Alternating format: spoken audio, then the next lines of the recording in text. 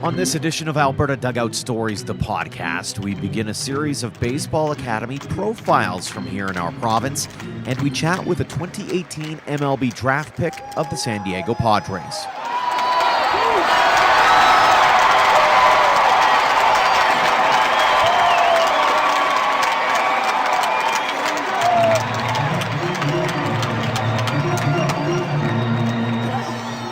Welcome once again to Alberta Dugout Stories, the podcast. I am Joe McFarland. A couple of great interviews coming your way. Later on, we'll sit down with Erik Sabrowski about getting drafted this summer by the San Diego Padres, as well as his recent Tommy John surgery. But first, if you head to albertadugoutstories.com for the next few weeks, we'll be profiling several of the academies here in our province. Ian Wilson's been hard at work writing out the details surrounding the programming, the schedules, the coaches, and the notable alumni, among other things, for each of the academies. So we thought we'd do the same kind of thing for the podcast and chat with each of the academies as we roll them out on the website. The first to be profiled is Dawgs Academy in Okotoks, which is where we found general manager and coach Tyler Hollick. Tyler, first off, thanks for doing this, and thanks for joining us on the podcast. Absolutely. Thanks for having me. Let's talk about Dawgs Academy and maybe the first days of it, because I know you're an alum of it as well as being the GM, so you've got a pretty extensive background when it comes to Dawgs Academy. For sure. Well, the academy, a lot of people, aren't fully aware of, actually started back in 1996 with the Calgary Dogs. A little group started there with John Candy, our managing director of the whole place now.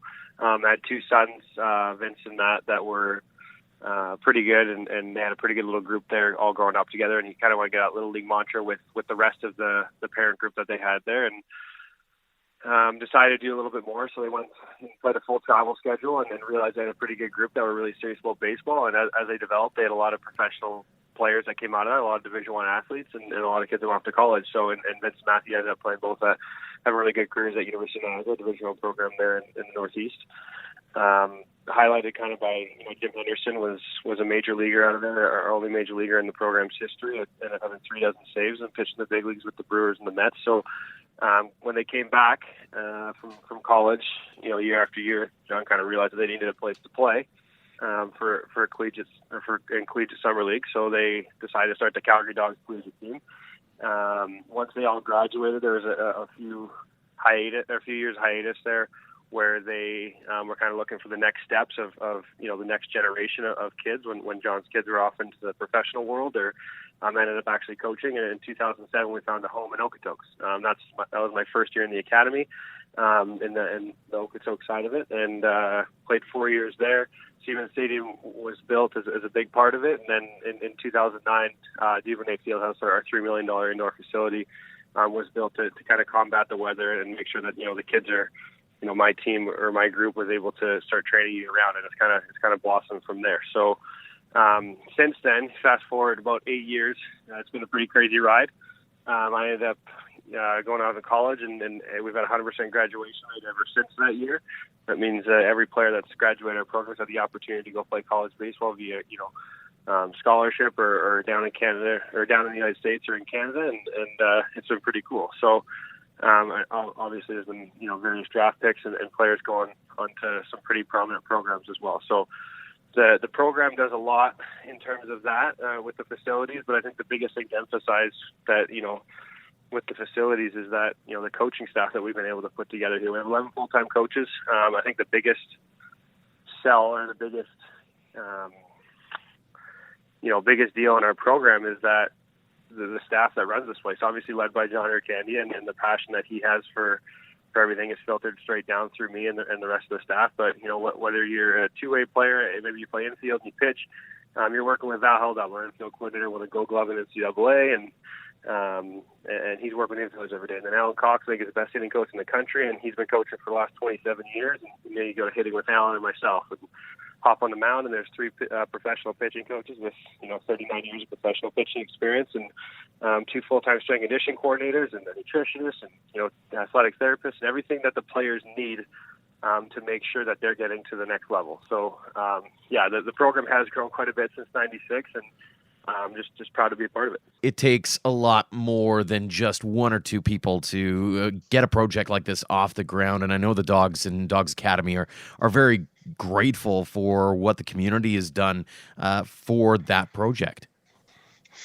Yeah, I know. I think it goes without saying how much has been put into this project as a whole, and into the academy, and to the collegiate summer team, and the Dawgs organization as a whole. It's pretty special with the leadership of John Eric Candy and his group of Mike Rose, and all the stuff that he's donated for us, and been able to provide a year-round facility and a secondary field for the academy, as well as Don and Doc Seaman when they stepped up and when we first needed a home, and it was Seaman Stadium there, and it's been unbelievable. So, obviously it's been able to provide me with a next level baseball experience, the next generation of Dawgs as well. But it's provided an opportunity for kids to get to the next level. And like Don says quite often, it's one of the best investments they ever made. So it's pretty cool to hear that with how much success he's had, and just the level of philanthropy that they provided for us, and we're extremely grateful for sure. It's become a gem within southern Alberta in a sense, and the crazy part about it, I think, is that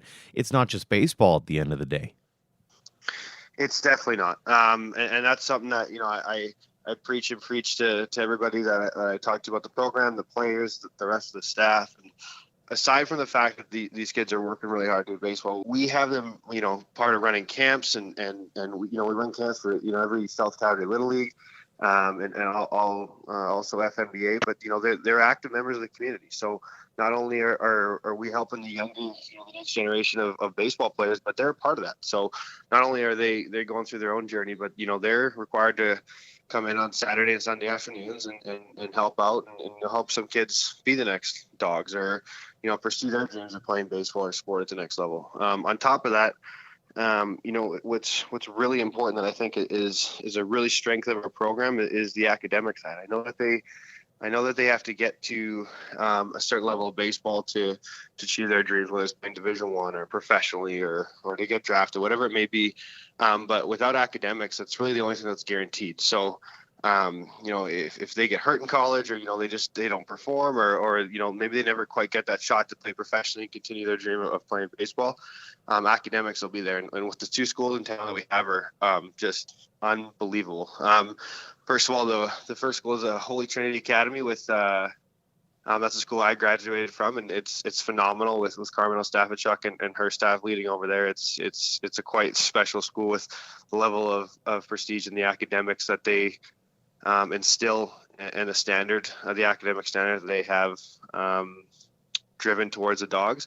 And the secondary school, or the second school in town, is Foothills Composite High School, which is basically like a small university. They have an academic advisor, academic counselor, or academic coach, two personal wellness counselors, humanities tutor, math and science tutor, and the vice principal and principal directly both look after the Dawgs, and are both ex-athletes, which is huge for us. So just can't say enough about the appreciation we have for both schools, and the level of education it provides to the kids, and how well it prepares them getting off to college. So it is really much more than just baseball. It's been a lot of fun to watch sort of the progression of that facility, especially since moving out to Okotoks. And I wonder what kinds of things are being offered? What kinds of age groups are you guys catering to? And how do you hope they progress through the academy? Right now there's 6 teams in the academy. So there's a 13U, so a PB team, 2 Bantam teams, which typically essentially works out to a 14U and a 15U. We have a 16U team, kind of for those players that are making that jump from the 80-54 Bantam field, and they're kind of making that transition for that 16U team to make it on the big field. And then there's 2 18U teams, which are no longer part of Baseball Alberta or the Northwest League. They're full travel. Typically, they travel together and play in travel tournaments around the United States and Canada, and we're trying to seek out the best competition. We played 12 games against colleges last year, and looking at going on a big West Coast trip next year. So the biggest goal for us, from when you're 12 years old all the way up to when you're 18 years old and graduating, going off to college, is to prepare them on and off the field for college baseball. And the college baseball part, is probably the least important part that we're preparing them for. It's just the whole thing that goes into that. So what I mean by that is when these kids are going out to play baseball, we feel that our baseball product and our coaching staff and the knowledge they're getting in the competition, the amount of reps, is going to be suitable for them to be able to step on, campus day one and compete. But all the other stuff is what's important, making sure they're not homesick and taking care of their grades and being respectful of their teachers and being active in the community. All these things that go into being a college athlete besides just playing baseball. So, that's our goal right when from their fall all the way into, 17, 18 years old, graduating, going off to college.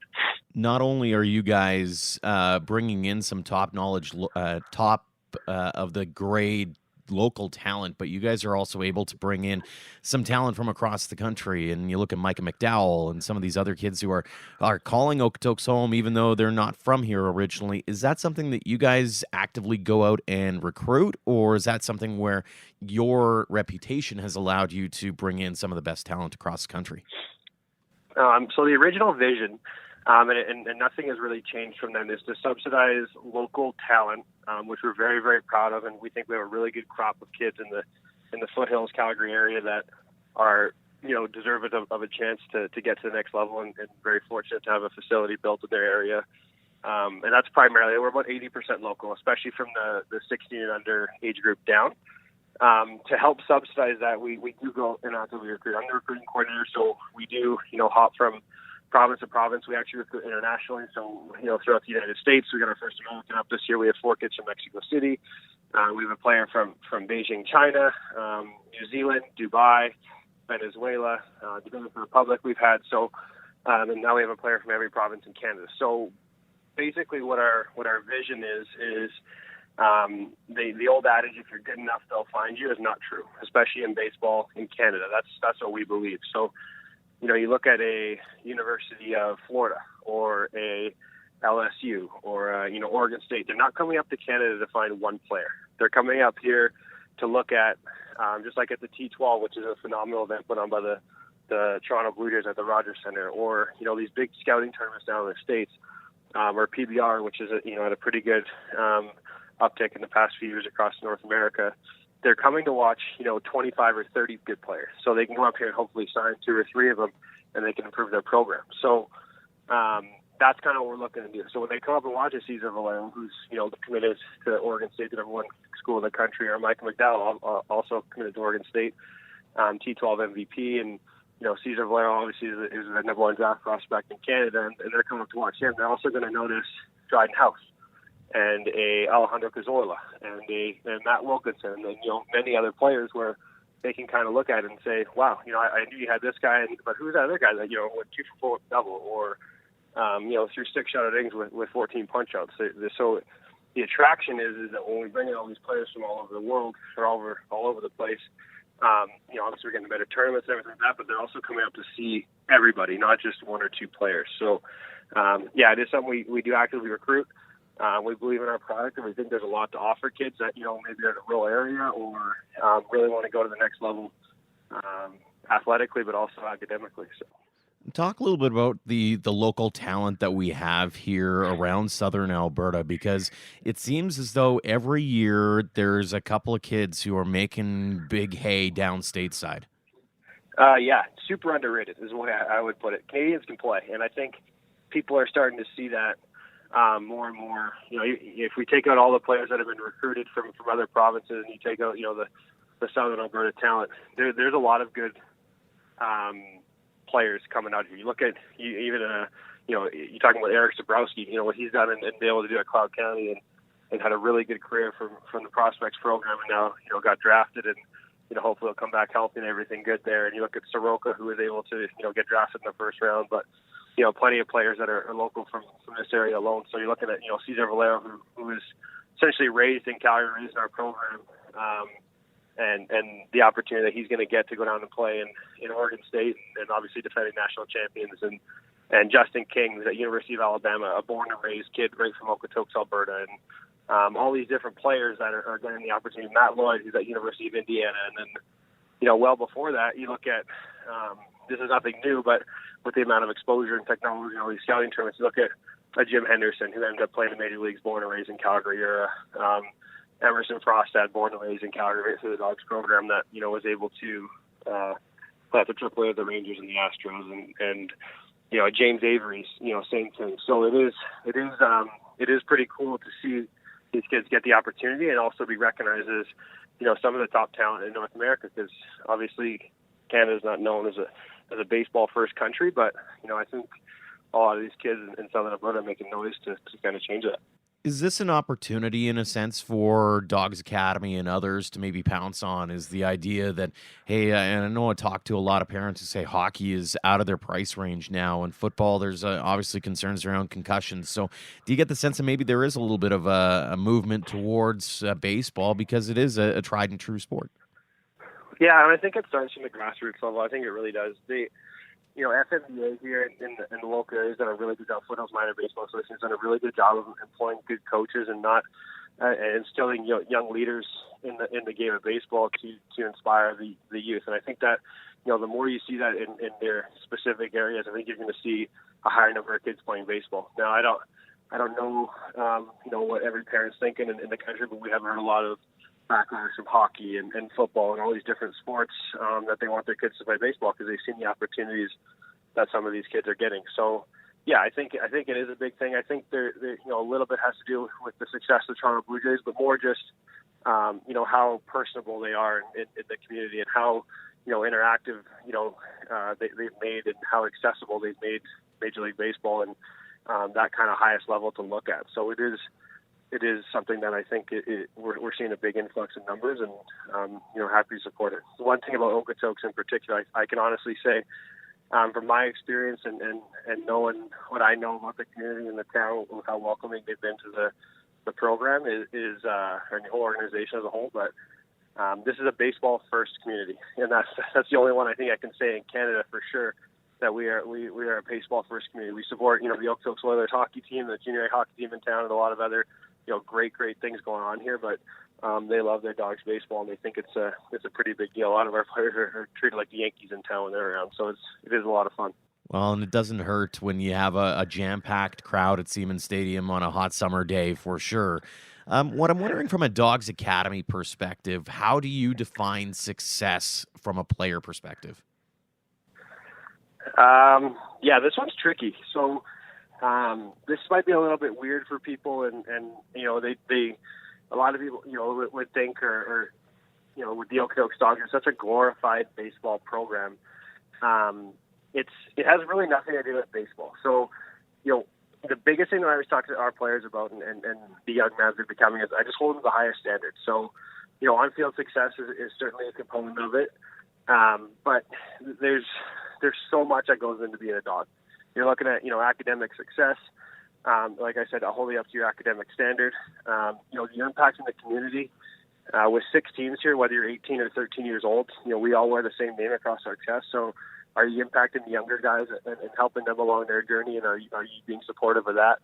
I tell everybody this that comes in, and this is something that's preached to our players every day. Whether you go down in the States and play 4 years of college baseball and you have a great career at, an Oregon State or wherever it may be, or you end up playing 20 years professionally like one of our coaches did, Lou Pote, and maybe you end up wearing a Hall of Fame jacket even at the end of your career. Eventually that jersey is coming off your back. So you're no longer going to be identified as a baseball player. So, what do you want to be remembered by? What do you want to be identified as? Are you a good husband? Are you a good father?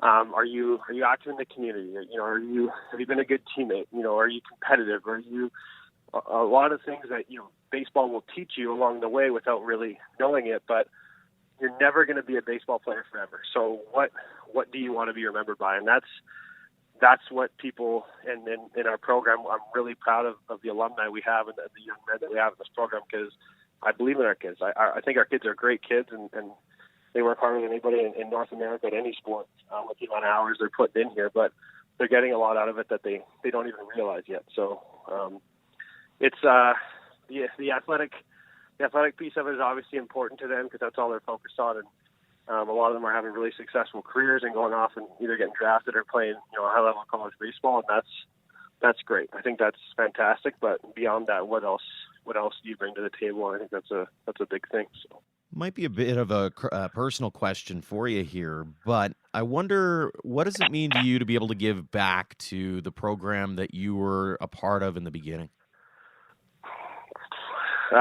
Everything. It means everything. This is a big part of my life. This is where I was raised. I was coached by our managing director, John Candy's two sons, Matt and Vince, along with some other great young coaches at the time, and that really shaped me along my way. I was in obviously a very impressionable age, and grades 9 through 12, and that's kind of when kids can go left or right, and they have an extra curricular that turns into a passion, that turns into a career outside of school and outside of other things is huge. When I got released from the Giants in spring training 2015, I had some other offers to continue playing.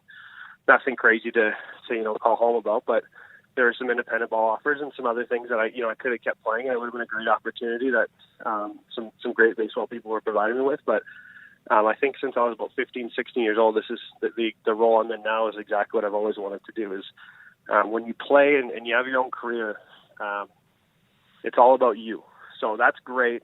There's a time to be selfish and kind of think about it, and that's for most people that's what it's all about, and I think that's great. But for me to be able to impact multiple lives and multiple kids in their journey and help them along, getting a college scholarship or experiencing things that they never would have been able to do without the Dawgs program, or seeing in different parts of the country and being put in different in social situations and all these different things is everything. So I'm super proud of the program. I'm very happy with the way things have gone, and obviously it's big things are coming. So it's going to be a fun journey.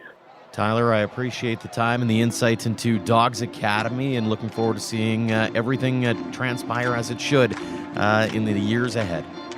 Awesome, Joe. Thank you so much for your time. We're looking forward to another Academy profile on next week's podcast as well. Now we turn our attention to someone who's turned a lot of heads in Alberta's baseball world in 2018. Edmonton's Erik Sabrowski took his game to a whole new level at Cloud County College, both as a hitter and on the mound. Who could forget that 18 strikeout performance he had in March, which led to a story on our website? He then got drafted by San Diego in this summer's MLB draft. Now he's on the mend from Tommy John surgery, so he's had an opportunity to sit down and watch a few Oilers games. We had a chance to sit down with the 21-year-old. Erik, thanks so much for joining us on the podcast. What I want to start with is your 2018, and I'm curious, right out of the gate, what stands out as the highlight for you? It'd be hard not to say the draft. I think it was June 14th was the day when I got the call, and that's just a big day in anybody's life.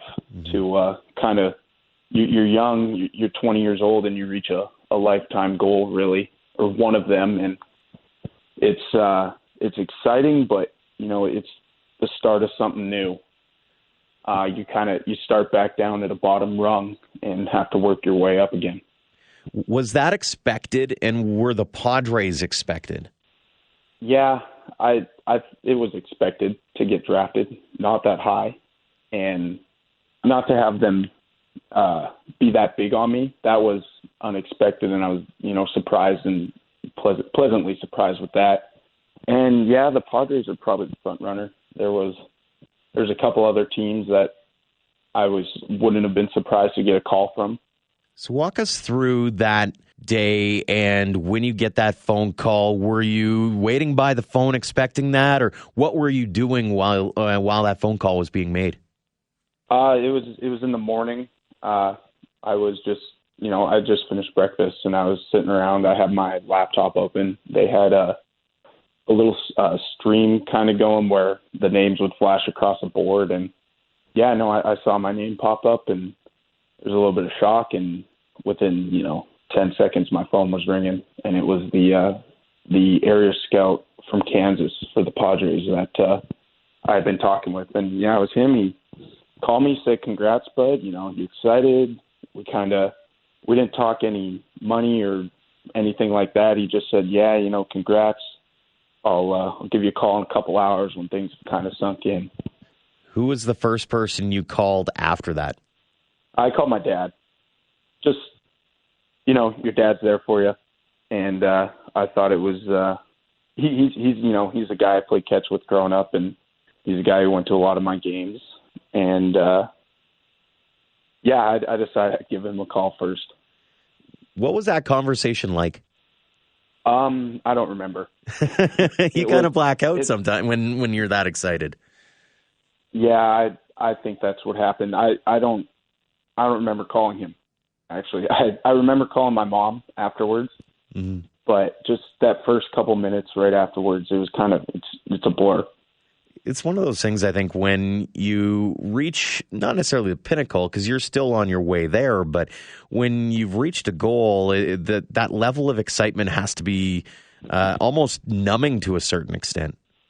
Yeah, I agree 100%, especially because I can't remember, the first couple minutes. Mm-hmm. Obviously, through the course of the year, we followed you and talked different stories. And, I mean, you had a great year at Cloud as well.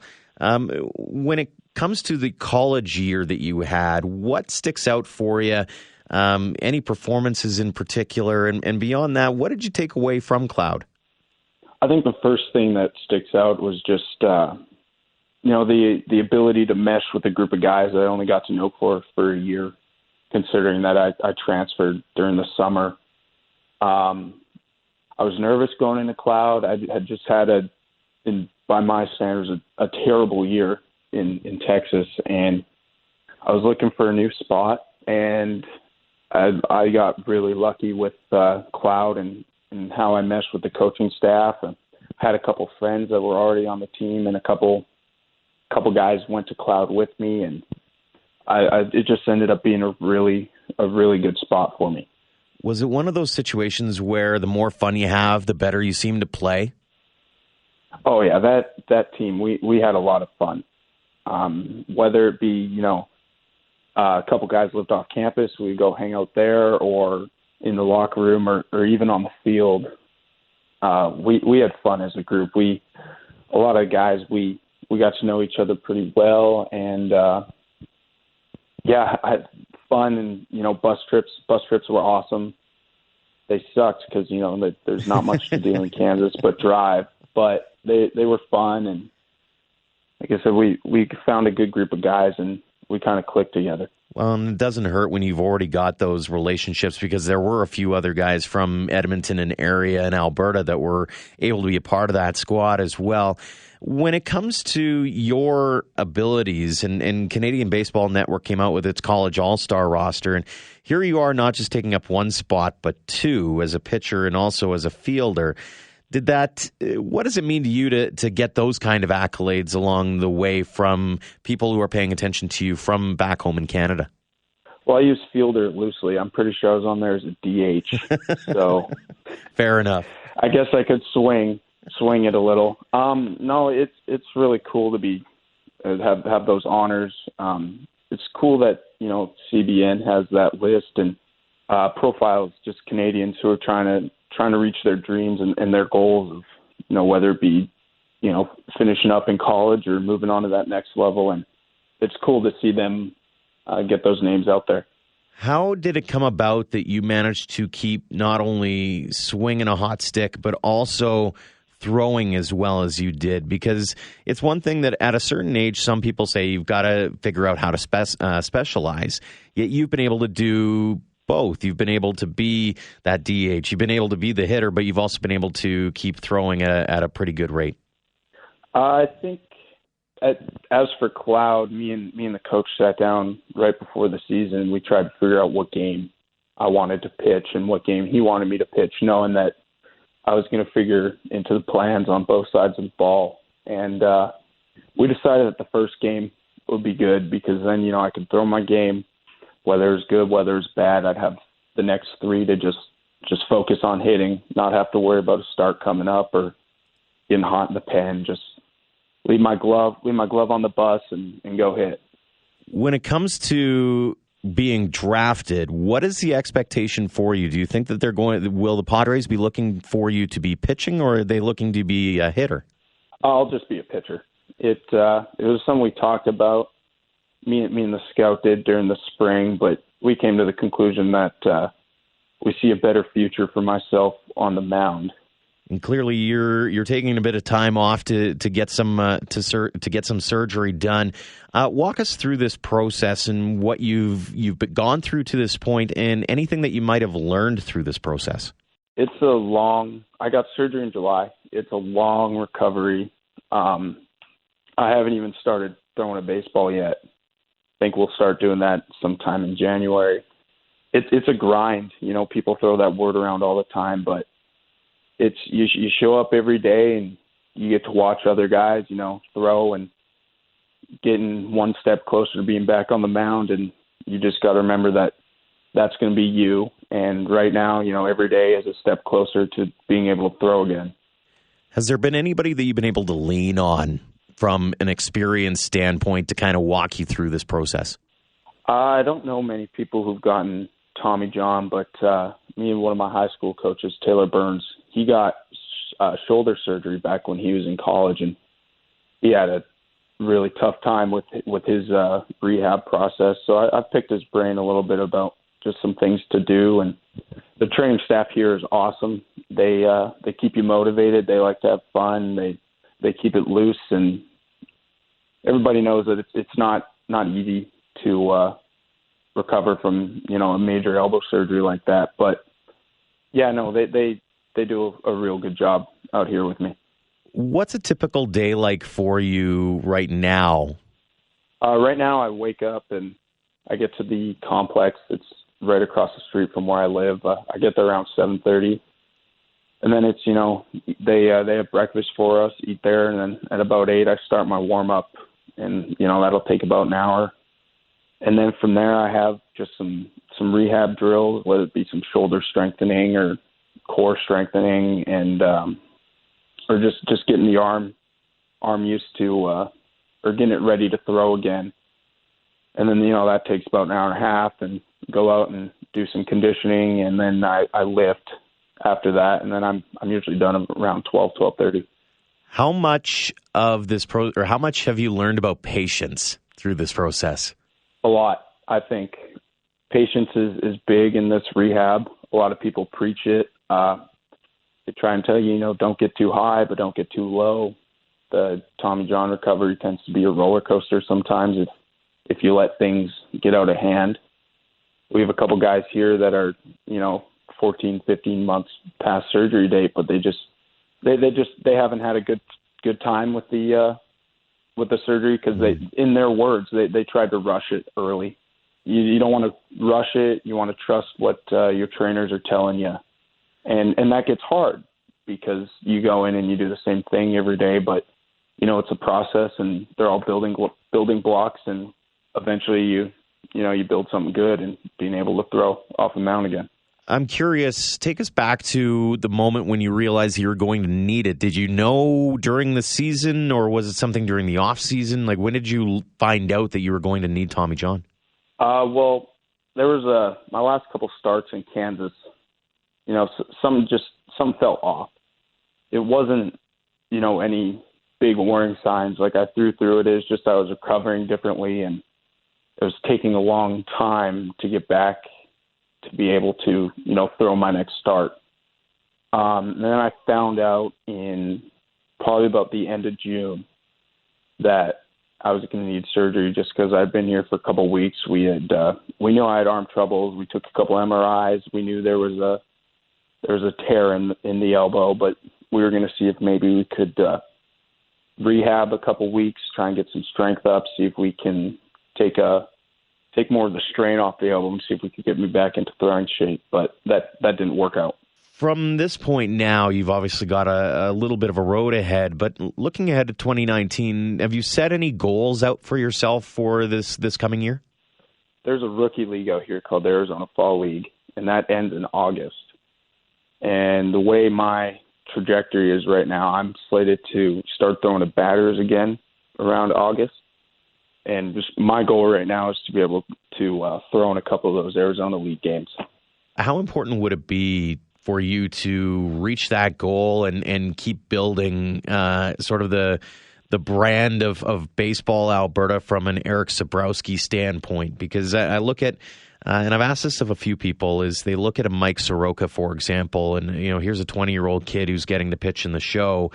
How important is it for you to reach that kind of status, I suppose?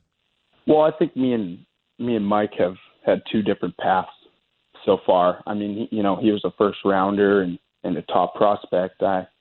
Middle rounder, kind of a guy who, the name doesn't jump out. And I think it would be awesome if, I was able to pitch against him one day in the big leagues. I think that would be awesome for baseball in Alberta or baseball in Canada.